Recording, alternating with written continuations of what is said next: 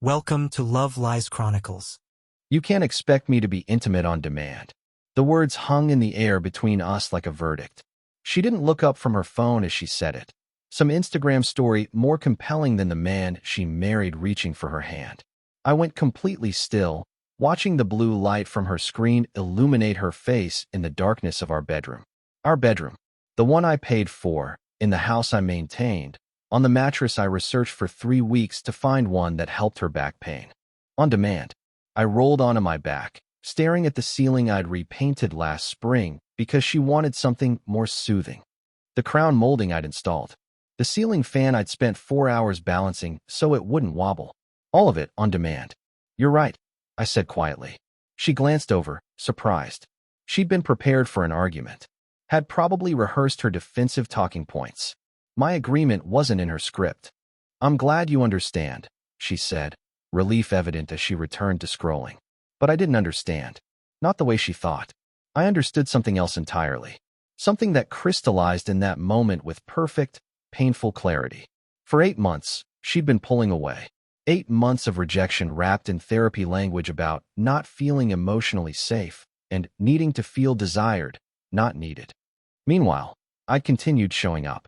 Paying bills, planning our life, carrying the weight of everything while she decided whether I'd earned access to basic intimacy. On demand, I thought about the mortgage payment that would auto-draft tomorrow. $3,200. On demand, the car payment for the SUV she drove. $680 monthly. On demand, the health insurance I provided through my job. The groceries that appeared in our fridge. The bills that paid themselves because I'd automated everything. All on demand. Always available. Never questioned. But intimacy? That I had to earn. Negotiate for. Prove I deserved. In that moment, I decided. Not to fight. Not to beg. Not to negotiate for basic reciprocity in my own marriage. I decided to stop showing up on demand. All of it. And let her discover exactly what life looks like when the infrastructure collapses. I got up without another word, grabbed my pillow, and walked to the guest room. Her surprised, "Where are you going?" followed me down the hall. "Giving you space," I replied. "Wouldn't want you to feel pressured by my presence on demand." I closed the door quietly. No slam. No drama. Just the soft click of a boundary being established. Through the wall, I heard her moving around, the muffled sound of her voice as she made a phone call. Probably to her best friend, the one who encouraged every boundary she set and questioned every expectation I had. I didn't care anymore. Let them analyze my behavior. Let them decide I was being petty. I opened my laptop and created a new document. Time to take inventory. The next morning, I woke at 5:30 as usual. But instead of my normal routine, coffee brewing, breakfast prepared, her lunch packed, I dressed for work in silence. I grabbed a protein bar from the box I kept in my car and headed for the door. She emerged from our bedroom as I reached for my keys, hair messy, confusion evident on her face. "No breakfast?" "I didn't want to assume you'd want it on demand," I replied calmly, pulling on my jacket. Her eyes narrowed. "Are you seriously being petty about last night?" "Not at all. I'm respecting boundaries. You established what you're comfortable providing. I'm establishing mine." I opened the door. "Have a good day." I heard her say something as I walked to my car, but I didn't turn around. The February morning was cold, frost still clinging to the windshield. I sat in the driver's seat, watching my breath cloud the air, and felt something I hadn't felt in months. Clarity. At my office, I spent my lunch hour at the bank. The young account manager looked confused as I explained what I needed. "You want to open a separate checking account and redirect your paycheck deposit?" "Correct. Leave the joint account active, but I'll manually transfer funds for shared expenses only." "And your wife knows about this?" "She will when she checks the balance." I signed the forms. We're establishing clearer financial boundaries. It's healthy. That night, I stopped at the grocery store. Not the usual stock-up trip where I filled a cart with everything she liked. Just the essentials I needed. Chicken breast, vegetables, rice, protein powder, coffee. I spent $43 instead of my usual $200. When I got home, she was sitting at the kitchen counter, still in her work clothes from her part-time job at the boutique. She worked 20 hours a week, earning maybe $1,500 a month. Enough for her personal spending, she'd always said. Everything else was our money, which meant my money. "Where are the groceries?" she asked, watching me put away my single bag. Got what I needed, I replied, storing the chicken in the fridge next to the nearly empty shelves. She opened the refrigerator, staring at the barren interior. What am I supposed to eat? There's food. You'll have to cook it. I headed toward my office. Or order delivery. Whatever works for you. This is ridiculous, she called after me. You're punishing me because I wouldn't have sex with you? I paused, turned back, kept my voice level. I'm not punishing you. You set a boundary about what you're comfortable giving. I'm doing the same. That's how boundaries work. Both people get to have them. Her face flushed. This is different. Help me understand how it's different. I waited. She opened her mouth, closed it, opened it again. No answer came. I nodded. When you figure it out, let me know. In my office, I pulled up the document I'd started the night before. The inventory was extensive. I started with finances. The mortgage alone was $3,200 monthly. Property tax added another $450. Utilities ran $380. Internet and streaming services, $195. Her car payment, $680. Insurance for both vehicles, $340. Health insurance through my job, $420. Groceries averaged $800, though I'd spent more some months. Her gym membership she rarely used, $89. And her personal spending, the variable that somehow always found money, averaged $1,200 monthly. My paycheck after taxes brought in $8,500 each month. Her contribution from her part-time boutique job, $1,200, which she spent entirely on herself. I created a new calculation, isolating true shared expenses. Mortgage, property tax, utilities, internet. The essentials that kept our household running. Total came to $42.25. Split equally, that meant $21.12 and 50 cents each. I set up an automatic transfer of exactly that amount to the joint account each month. The remaining $6,000 would stay in my private account, finally under my control. Then I moved to household labor, trying to quantify hours I'd never counted before. Grocery shopping and meal planning took roughly 4 hours weekly. Cooking, another 7. Cleaning the house, 6 hours. Laundry, 3. Coordinating lawn care, 1 hour. Random home maintenance and repairs, 2 hours. Managing bills and finances, another hour. 24 hours every single week. An entire day's worth of labor maintaining our life. Her contribution? Loading the dishwasher sometimes. Maybe 2 hours weekly if I was being generous. The emotional labor section was harder to quantify, but I tried. Every evening, 30 to 60 minutes listening to her work drama, offering solutions she'd ignore. Every date night, I planned from research to reservations to remembering what she liked. Every gift I bought for her family, every card I wrote in her name. Every conflict I mediated between her and her friends. Every time I provided reassurance that I found her attractive while she withheld all physical affection, making me feel like a beggar asking for scraps. The list grew longer, and with each item, I felt the weight of it lifting. Not because I was passing the burden back to her, but because I was finally seeing it clearly. I wasn't a partner in this marriage. I was infrastructure, the foundation that held everything up while remaining invisible. Until now. 3 days later, her credit card declined at Sephora. She called me, irritation sharp in her voice. Something's wrong with the account. My card isn't working. Have you checked the balance? I asked, not looking up from my computer screen. Why would I need to? A pause.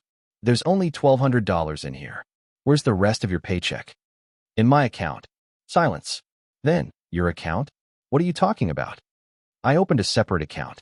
I'm contributing my half of shared expenses to the joint account. $2,100 monthly. The rest is mine. You can't do that. Her voice rose. That's our money. No, it's my income. You have yours. I have mine. We split shared costs equally. Isn't that what equal partnership means? That barely covers anything. It covers exactly half of our true shared expenses. If you need more, you're welcome to increase your income. I did. I kept my tone pleasant, factual. Was there anything else? I'm in a meeting. She hung up without responding. That night, she was waiting when I got home. Arms crossed. Face set in the expression that usually preceded a long lecture about my shortcomings. We need to talk about this money situation. Sure. I set down my briefcase, didn't sit. What about it? You're being childish and controlling. Marriage means sharing everything. I agree. So when do you plan to start sharing the financial load equally? I contribute. I pay for things. Like what specifically?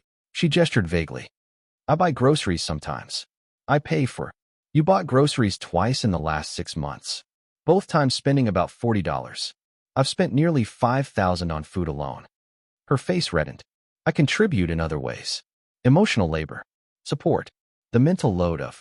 The mental load. I almost laughed. You mean like remembering to pay bills? Scheduling all maintenance? Planning our entire social calendar? Managing relationships with your family? That mental load? That's not fair. I do plenty around here. Name 3 things you've done this week to maintain our household. She opened her mouth, closed it. I loaded the dishwasher yesterday. After I cooked, served dinner, and cleaned the kitchen. You loaded 6 dishes. Your own dishes. So what? You're keeping score now. No. I'm just stopping to play a game where only one person knows the rules. I moved toward the stairs. You wanted to establish boundaries about what you're comfortable giving. I respect that. These are mine. This isn't about boundaries. She followed me. This is about you being vindictive because I won't sleep with you. I stopped on the 3rd step, turned. When's the last time you asked about my day? When's the last time you planned a date? When's the last time you noticed I was exhausted and offered to help? When's the last time you contributed anything to this marriage besides your presence? She stared at me, something flickering across her face. Not quite realization. Not yet. You don't get to withhold everything, then act victimized when I stop providing everything. I continued quietly. That's not how this works. I went upstairs, closed my office door, and got back to work. Week 2 brought the accumulation effect. Like a maintenance worker going on strike, the small things started piling up. The kitchen sink filled with her dishes. I washed mine, 1 plate, 1 fork, 1 glass, and left her sitting. By day 4, she'd run out of clean dishes and had to wash them herself. She stood at the sink for 20 minutes, looking betrayed by the simple act of manual labor. Her laundry piled up in the bedroom. I did mine, folded it, put it away, left hers in a growing mountain by the hamper. She stared at it like it might spontaneously fold itself. You're not doing laundry? She asked, incredulous. I did mine. Yours is right there. But you always do the laundry. On demand. Without being asked. While you did nothing. That arrangement no longer works for me. She picked up a blouse. Looked at it like she'd never seen such an object. I don't even know how to use the machine. There are instructions on YouTube. You're resourceful. You'll figure it out. The fridge grew emptier. She'd ordered delivery, the DoorDash bags piling up in the trash. I calculated she spent $300 on takeout in 1 week, more than I'd spent on groceries in a month. Why aren't you going to the store? She demanded on day 9. I went. Got what I needed. What am I supposed to eat? That's something you'll need to figure out. You're an adult. Adults feed themselves. She stared at me like I'd spoken a foreign language. The lawn guy didn't show up. She mentioned it twice. I said nothing. By week 3, the grass was shaggy, the hedges overgrown. She finally asked, did you call the landscaper? No. Did you? That's your job. Actually, it's whoever makes the call's job. I've been doing it on demand. Not anymore. So the yard is just going to look terrible? If neither of us calls, yes. That's how cause and effect works. She pulled out her phone, stared at it, put it away. She didn't know who to call. Didn't know what company we used. Had never needed to know. The mail piled up on the counter. Bills I used to open, handle, file away. I took mine. Left the rest. She flipped through it one evening, pulling out envelopes with red, past due stamps. These bills aren't paid. They're addressed to you. Cell phone, gym membership, credit card, your bills. But you always. On demand. Without reciprocation. No longer. Her cell service got suspended 3 days later. She came home furious, waving her phone. I can't make calls. You did this. You didn't pay your bill. The phone company did this. You're supposed to handle the bills. I handle my bills. Yours are your responsibility. She paid it, grumbling, and I watched her fumble through the payment portal like it was quantum physics. This woman had a bachelor's degree. She wasn't stupid. She'd just never had to know how anything worked. I'd made her helpless by being too helpful, and she'd let me, happily, until the service stopped. Week 3 brought outside observations. Her mother called, asked to visit. I said fine. I wasn't hiding anything. She arrived on Saturday morning, let herself in with the key we'd given her years ago. I was in my office. I heard her greeting her daughter. then the silence that meant she'd seen the state of the house. The kitchen was a disaster zone. Dishes everywhere. Takeout containers overflowing. The living room showed similar neglect. Dust. Clutter. The vacuum cleaner sitting in the corner and used. What's going on here? Her mother's voice carried through the house. He's not helping with anything anymore. My wife replied, voice taking on that victim quality. He's punishing me. For what? A pause. We're having problems. I came downstairs. Her mother turned, concern on her face. She'd always liked me. Called me the best thing that happened to her daughter. Hello, Patricia. Hi, honey. Your wife says you two are struggling? We're reassessing the division of labor in our marriage, I said calmly, making sure contributions are more equitable. Patricia looked around again, understanding dawning in her eyes. Who usually maintains the house? He does, my wife said quickly. He's always been controlling about it, wanting things done his way. Actually, I corrected gently, I've been doing it because it needed to be done and no one else was doing it. Now I'm only responsible for my share. 50-50. Patricia's expression shifted. She turned to her daughter. Show me what you've been doing. Mom, I'm busy with work and you work 20 hours a week at a boutique, Patricia said, voice sharp. Show me what you've been doing around here. Silence. Patricia looked at me. Can we talk? Privately. We went to the back patio. She closed the door, studied me. Tell me what's really happening. I told her. Not emotionally, not as a complaint. Just facts. The financial breakdown. The hours of labor. The 8 months of rejection and weaponized intimacy. The therapy language used to deflect any accountability. Patricia closed her eyes. When she opened them, they were sad. She's doing what I did to her father. I know. She mentioned once that you were the emotional one in your marriage. That her dad was just the provider. He was an incredible man. Patient. Kind. He did everything for us. Her voice cracked. I took him completely for granted. Said things like, I need emotional connection, not just a paycheck. Meanwhile, that paycheck paid for everything. He handled everything. I contributed almost nothing. What happened? He left when she was 12. Found someone who appreciated him. I spent the next 20 years regretting it, watching him build a beautiful life with someone who actually saw his worth. She looked at me. Don't wait 20 years. I'm not planning to. She went inside, and I heard raised voices. Her mother's sharp tone, my wife's defensive responses. I didn't intervene. This conversation was overdue. When Patricia left an hour later, she hugged me tightly. Whatever you decide, you deserve better than this. Don't let anyone tell you otherwise. My wife didn't speak to me for 2 days. On day 3, she tried a different tactic. She got dressed up, hair done, makeup, the red dress I'd once said I liked. She made dinner, or rather, she heated up something she'd ordered and plated it nicely. Candles on the table. I thought we could reconnect, she said when I came downstairs. I saw it for what it was. Not reconciliation. Strategy. She'd lost her mother's support. The house was chaos. Her bills were piling up. Time to use the one tool she thought still worked. We ate. She asked about my work. Actually listened to the answer. Or performed listening well enough. Laughed at appropriate moments. Touched my hand across the table. After dinner, she suggested we watch a movie. Cuddled close on the couch. When it ended, she kissed me. Soft. Tentative.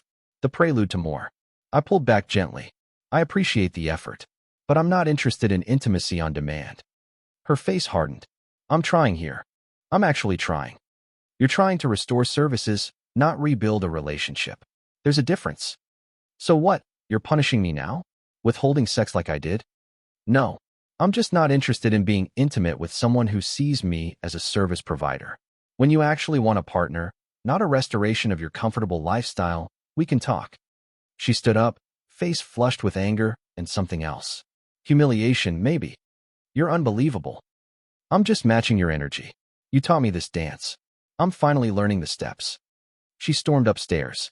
I heard her on the phone minutes later, voice rising and falling in angry waves. Probably her best friend, the one who'd encouraged every boundary and celebrated every instance of her standing her ground. I wondered if that friend would celebrate this. Week 4 brought the breaking point. Her car broke down. Check engine light blazing. She called me, panicked. The car won't start. What do I do? Call a mechanic. Which one? I don't know who we use. Check the maintenance records in the glove box. Or Google one. You'll figure it out. You're seriously not going to help? I'm not going to do it for you. There's a difference. She eventually called a mechanic. Paid $200 for a diagnostic. Needed $800 in repairs. She had to ask me to transfer money from my account because she didn't have enough in hers. This is an emergency, she said. You can't just leave me stranded. I transferred exactly $400. My half of the emergency. My half. It's my car. That I've been paying for. Insurance, gas, maintenance, payment, all on demand. This repair? We split it. She paid it, resentful, and I could see the calculations happening behind her eyes. How much things actually cost. How much I'd been covering. The math was starting to add up, and she didn't like the total. Her girl's trip to Miami got canceled. She'd planned it months ago, assumed I'd fund it as usual. Checked the joint account. Insufficient funds. Checked with me. I need $1,500 for the trip. That's recreational spending, not a shared expense. But I've been planning this for months. With my money. Without asking. That's over. She couldn't go. Lost her deposit. Her friends were irritated. She made excuses about unexpected expenses, but I heard her on the phone later, voice small, admitting he's not helping anymore. One friend, the enabler, said something like, "You don't need his permission." But the honest friend asked the right question. Wait, he was paying for all your trips? The silence on my wife's end told me everything. Her work performance declined. She missed an important meeting, one I used to remind her about. Forgot a deadline I used to track for her. Her boss mentioned her lack of organization lately. In an email she showed me, seeking sympathy. Maybe you need a better system, I suggested. You used to remind me. On demand. While you contributed nothing to managing my schedule. Equal partnership means equal responsibility. She hired a professional cleaner, couldn't afford the weekly rate I'd been providing for free through my own labor. Had to settle for twice monthly. The house stayed messy. She hated it. One evening, she stood in the kitchen, staring at the mess, and I watched something crack. I can't do this, she whispered. Can't do what? This. All of this. It's too much. This is half, I said quietly. I was doing all of it. While working full-time. While managing everything else. While being rejected for months. She looked at me, really looked, and I saw the realization finally breaking through. How did you manage? I didn't. I was drowning. You just never noticed because your life stayed comfortable. She sat down at the kitchen table, head in her hands. I almost felt bad. Almost went to comfort her. Then I remembered 8 months of rejection. 8 months of therapy speak about emotional safety, while she did nothing unsafe except fail to reciprocate. I went upstairs. Week 5 brought the therapy card. We need to see someone, she said. A professional. This isn't healthy. I agree. Find someone. Make the appointment. She did, surprisingly. Got a referral, scheduled for the following week. The therapist's office was modern, calm, deliberately neutral. The therapist, a woman in her 50s named Dr. Reeves, asked us to each describe the relationship. My wife went first. He's been distant and withholding. He stopped helping around the house, managing finances, being emotionally available. He's punishing me because I needed space to work through some intimacy issues. Dr. Reeves made notes. Turn to me. Your perspective? I stopped providing unpaid life management services when I realized I was the only one contributing to this marriage. Financial, emotional, practical, everything. She contributes her presence and occasional affection when it suits her. I withdrew my labor to match her energy. Can you quantify your contributions? I pulled out my phone, showed her the document. The financial breakdown. The hours. The itemized list of everything I'd been handling. Dr. Reeves read it. Her expression remained neutral, but I saw her eyebrows rise slightly. She turned to my wife. What do you contribute to the household maintenance? I provide emotional support. Companionship. I handle the, she faltered. I'm the emotional center of the relationship. How many hours weekly do you spend on household tasks? I don't know. I do things when they need doing. He estimates you contribute roughly 2 hours weekly. Does that sound accurate? My wife's face flushed. That's not fair. You can't just. What percentage of the household income do you provide? Silence. About 14%, I supplied. She works part-time by choice, earning roughly $1,200 monthly. I earn $8,500. Dr. Reeves made more notes. If he stopped all contributions tomorrow, financial, practical, emotional, could you maintain your current lifestyle? My wife stared at her lap. No. Could you maintain any reasonable lifestyle? Smaller? Probably not. Dr. Reeves leaned forward. I'm going to ask you something, and I need you to answer honestly. Do you love him, or do you love what he provides? The question hung there. My wife opened her mouth, closed it. Tears formed. She couldn't answer. That silence was more honest than anything she'd said in months. Dr. Reeves turned to me. What do you want from this marriage? An actual partner. Someone who contributes equally to building our life. Someone who doesn't weaponize intimacy to maintain control while providing nothing else. Someone who would notice if I disappeared, not just notice what stops working. And if she can't provide that, then we're incompatible. No villain, no victim. Just two people who want different things. The session ended with homework. For her, itemize what she contributes. For both of us, decide if we're willing to do the work of equal partnership. In the car, she said, that was humiliating. That was honest. You made me look like a freeloader. I stated facts. If the facts make you look bad, maybe examine the facts, not the person stating them. We drove home in silence. That night, she came to my office. Knocked. Entered when I said come in. I've been thinking about what Dr. Reeves asked. I waited. I don't know if I love you or love what you provide. And that terrifies me. It was the most honest thing she'd said in our entire marriage. At least you're being truthful, I replied. I want to try. Really try. Equal partnership. Not for 6 weeks. For real. Why? Why now? She looked around my office, at the organized space, the life I was building separate from her. Because I'm losing you. And I just realized I don't want to. You don't want to lose the lifestyle. Maybe that's part of it, she admitted. But sitting in that therapist's office, watching you lay out everything you do, everything you are, I realized I don't actually know you anymore. I just know what you do for me. And that's not the same thing. I studied her face, saw genuine fear there, genuine regret, but also exhaustion, the kind that comes from trying to maintain something unsustainable. Here's what I need, I said. 6 months. Real trial. You pay your actual half of everything. You do your actual half of everything. I track it. You track it. At the end, we evaluate honestly. If you've met the standard, we start over. If you haven't, we divorce without contest. That's not fair. 6 months is. I've given 5 years of imbalanced contribution. 6 months is generous. She sat with that. Finally nodded. Okay, 6 months. But I need you to actually participate too. Not just watch me fail. I'll do my 50%. Exactly 50%. Just like you. We shook hands like business partners. Because that's what we were negotiating. A business arrangement with very high stakes. The 6 months were brutal. The first 2 weeks, she tried. Really tried. Got up early, managed her share of cooking, cleaning. Transferred her half of all expenses. Went to work more hours to afford it. I watched her struggle, exhausted, stressed. She'd come home and collapse on the couch, overwhelmed. I don't understand how you did all of this, she said one night. Neither do I anymore. I was just surviving. You didn't notice because you never had to. But by week 3, the cracks showed. She'd forget to pay something. Let dishes sit. Order delivery on her nights to cook. Skip her gym membership payment to save money for fun things. Week 5, she started making excuses. I'm too tired. Work was hard. Can you just handle this one thing? Each time, I said no. Reminded her of our agreement. Watched her frustration build. Month 2, we had another therapy session. Dr. Reeves asked how it was going. It's impossible, my wife said. I can't keep up with everything. It's exactly half, I countered. If it's impossible for you, imagine what I was managing. Dr. Reeves asked her, what makes it difficult? Everything.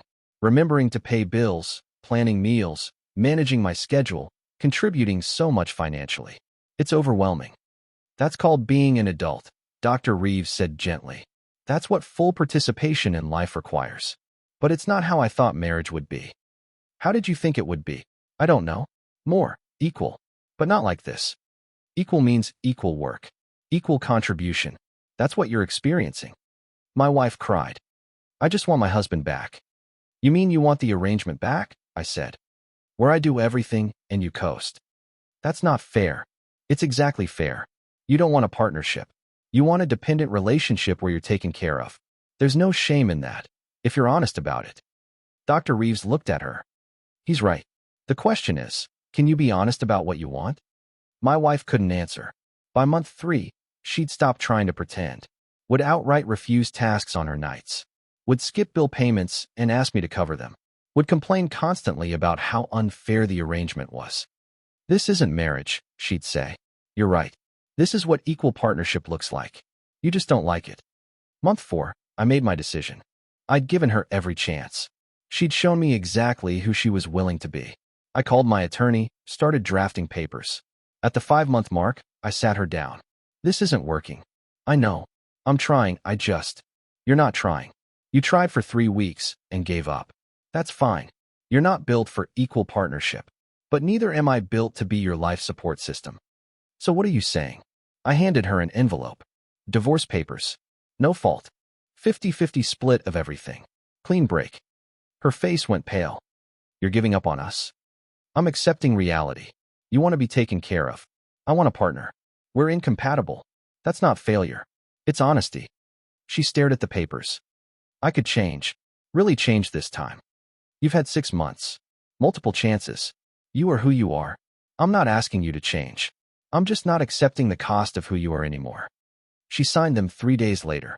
Didn't contest anything. The divorce was finalized 2 months after that. 6 months post-divorce, I ran into her at a coffee shop. She looked different. Thinner, more tired. Working full-time now, I'd heard through mutual friends. Living in a modest apartment. Learning to manage her own life. How are you, she asked. Really good. You? Learning. A small, sad smile. Turns out I didn't know how to do anything. I'm learning now. That's good. Growth is good. We chatted briefly. Cordial, but distant. As I left, I saw her watch me through the window. Saw something like regret cross her face. I didn't feel triumphant. Didn't feel vindicated. Just peaceful. She'd taught me something valuable. You can love someone and still know they're not right for you. You can respect someone's choices and still refuse to accept the cost of those choices. She'd wanted to be loved on her terms only. I'd wanted to be loved, period. In the end, we both got what we needed. She got freedom from expectations. I got freedom from someone who couldn't meet them. That evening, I made dinner in my new apartment. Just for myself. Put on music I liked. Poured a glass of wine. Sat down to eat in comfortable silence. My phone buzzed. A text from someone I'd been seeing casually. Nothing serious yet, but built on a foundation of mutual respect and actual reciprocity. I smiled, replied, and returned to my dinner. Life moved forward. Sometimes loving yourself means leaving someone who doesn't. And sometimes the best thing you can withdraw is yourself from a situation that requires you to be less than you deserve. On demand or not, some things are simply not negotiable. Dear listeners, please share your thoughts in the comments, and do not forget to like, share, and subscribe to the channel.